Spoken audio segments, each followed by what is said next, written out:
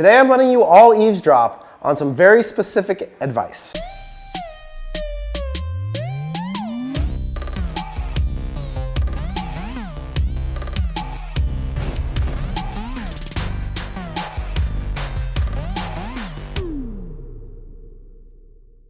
So one of the things that happens fairly regularly as CTC has grown is I get the inevitable coffee request or people who are starting their own agency or business reaching out for advice on how they should do X, Y, or Z.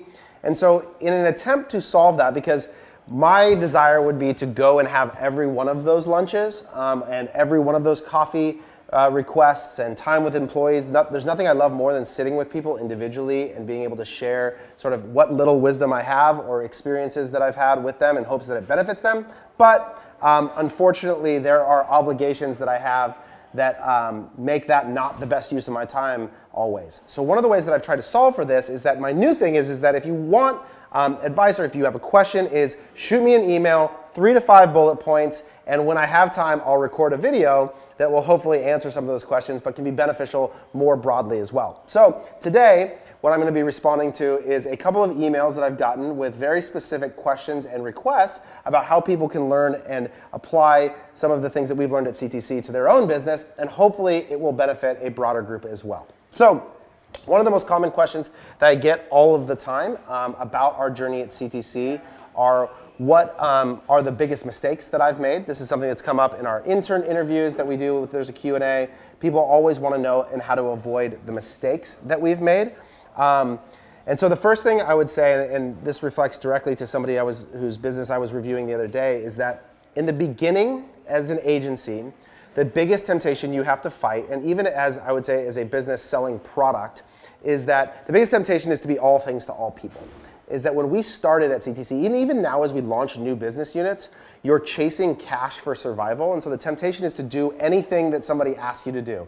Hey, do you guys do X, Y, or Z? Do you run Kickstarter video campaigns? Oh yeah, no problem, we'll do that. We'll help you launch a movie, something we did. Hey, do you guys pass out frozen bread in in-person events? Yeah, sure, we'll do that. Both things that we did early on at CTC, straight chasing checks.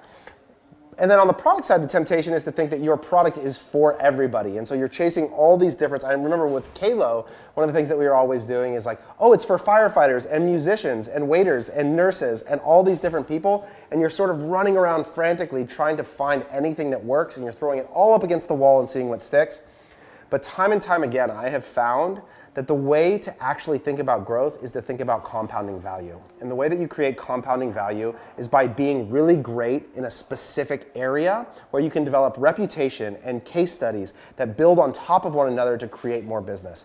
The fundamental unlock for our business at CTC was when we went away from doing custom proposals to this is what we do, this is the price, do you want it, yes or no? And the second that we made that transformation, it really allowed us to grow so much faster. So that's the first question, is what's one of the biggest mistakes? And early on it was chasing all sorts of random ass business. And we still get tempted to do this all the time, and there's things we're doing right now today that fall in this bucket.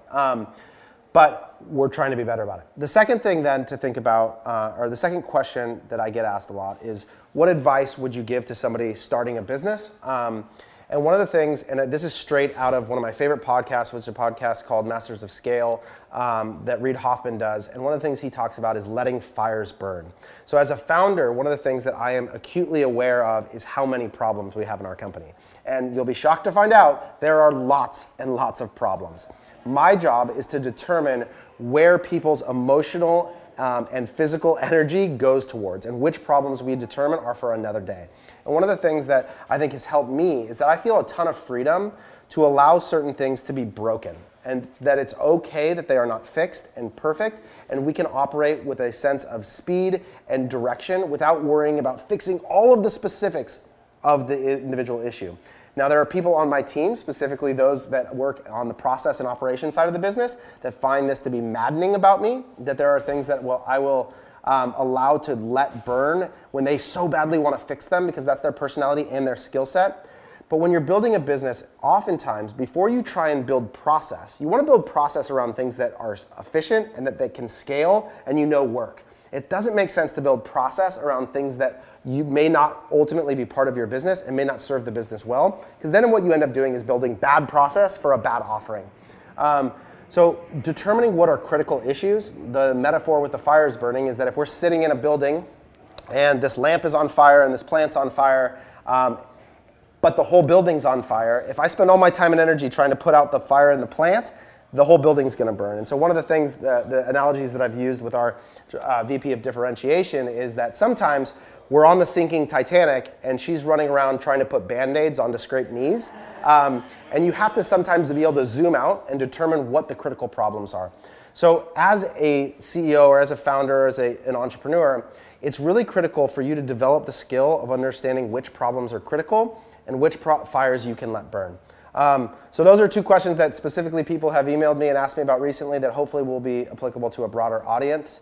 Let the fires burn, make good determinations about it, and be really specific about the job that you're out to do and create compounding value.